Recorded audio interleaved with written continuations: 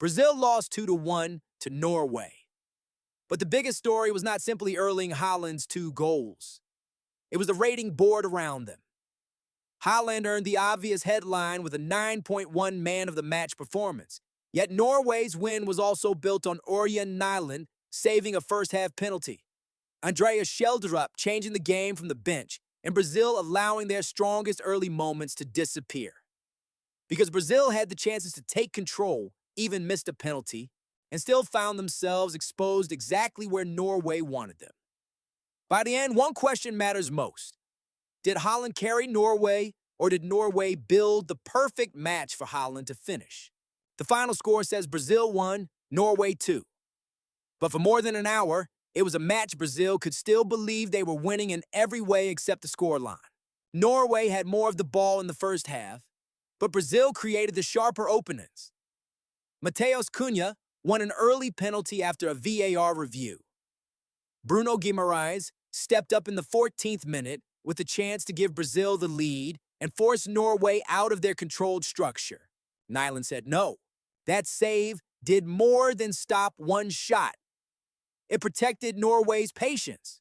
It allowed them to keep the ball, keep Brazil defending in a compact block, and wait for the game to stretch. Vinícius Júnior later forced another important save, while Brazil also saw an earlier Norwegian goal ruled out for offside. Or, at halftime, the match was still 0-0, but this is where the story started to turn. Norway changed both wings. Andreas Schjelderup came on for Antonio Nusa. Oscar Bob replaced Alexander Surloth. The substitutions made Norway faster, more direct, and more dangerous in the spaces around Brazil's right side. Brazil made changes too. Endrick replaced Cunha. Then Neymar entered later as Brazil chased more control in the final third. But instead of improving the balance, the changes weakened the pressing structure that had kept Norway relatively quiet. And then Norway found the same route twice. Schjelderup attacked down the left. Haaland arrived in the box. First, a powerful header over Gabriel Magalhães. Then, a late counterattack finish after another Schjelderup delivery. Neymar's stoppage time penalty only reduced the damage. Norway were already on their way to the quarterfinals. Haaland deserves the S tier. There's no serious argument against that. A 9.1 rating is not just a reward for 2 goals. It reflects the brutality of his timing. For much of the match, Haaland was tightly marked. Gabriel Magalhães and Marquinhos limited his room. Norway had possession, but Haaland was not constantly receiving clear chances. That is what makes elite strikers different. They do not need 10 clean openings. They need one defender to lose the physical battle, one delivery into the right zone, one defensive line to hesitate for half a second. At 79 minutes, Schjelderup delivered the ball from the left. Haaland imposed himself on Gabriel, attacked the space, and headed Norway into the lead. Then, with Brazil pushing in the game opening, he finished the counterattack with the calm of a player who had been waiting all night for that moment. 4 shots, 3 on target, 2 goals. That is not volume, that is precision. But here comes the first reversal. Haaland was Norway's best finisher. He was not necessarily Norway's only match winner. Örjan Nyland belongs beside him in S tier. His live score rating of 9.0 reflects a performance that gave Norway permission to survive Brazil's best spell. The penalty save from Bruno Guimarães was the match's first real turning point. Had Brazil scored, the entire tactical picture changes. Norway would have needed to take more risks. Brazil could have stayed compact, attacked on the break, and defended the lead. Instead, Nyland preserved the draw. He also denied Vinícius Júnior in the first half, then reacted quickly late on when Christopher Aguirre almost turned the ball into his own net. And his distribution helped launch the sequence that ended with Haaland's second goal.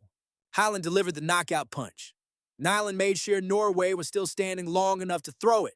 And then there's Schjelderup, the substitute who may have changed the match more than anyone except Haaland. He arrived at halftime with Norway needing a sharper route into the final third. The first half possession had not been enough.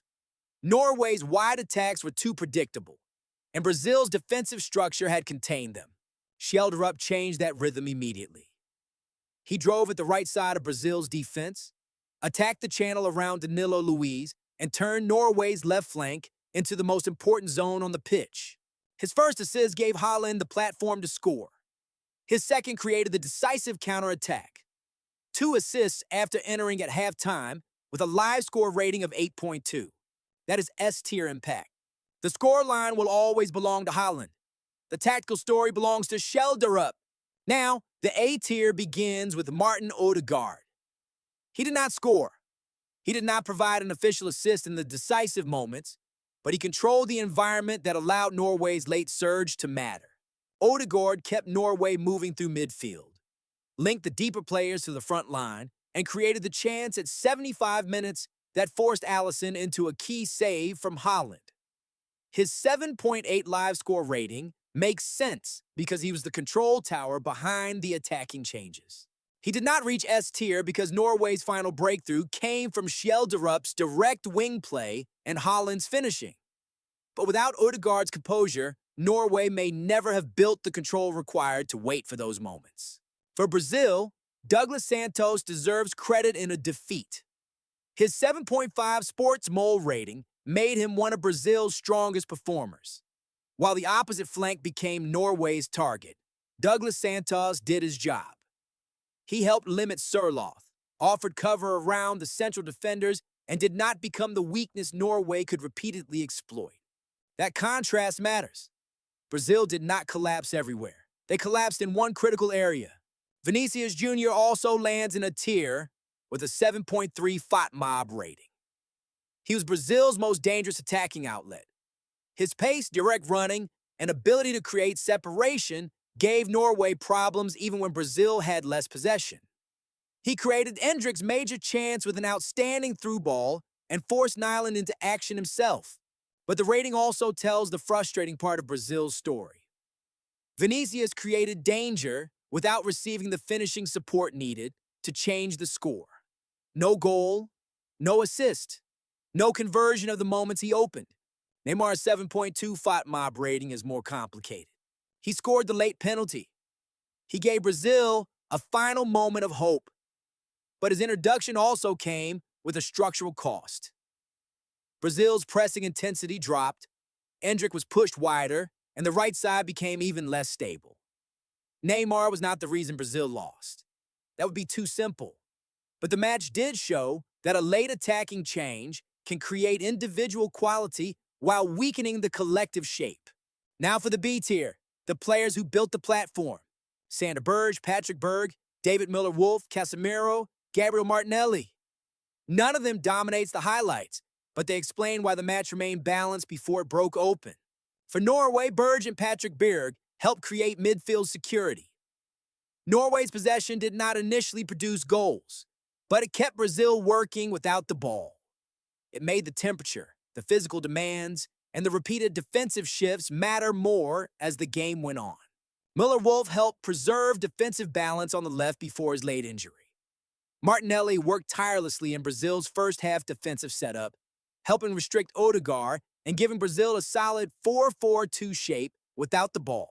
Casemiro added protection and recovery work. But once Norway began repeatedly accessing Brazil's right side, midfield protection was no longer enough. A team can have structure in the center and still collapse when one flank is isolated. That is the quiet story of the B tier. These players held the match together. Then the substitutions changed what holding it together even meant. The C tier is where Brazil's missed opportunity becomes clearer. Matheus Cunha has the most controversial rating of the match. SportsMole gave him 4.0, while FOTMOB rated him 6.7, and LiveScore had him at 6.8. The low rating feels harsh when you consider he won the penalty and worked to connect Brazil's attacks. But the match consequence remains unavoidable. Brazil did not turn Cunha's work into a lead. He helped create the opening.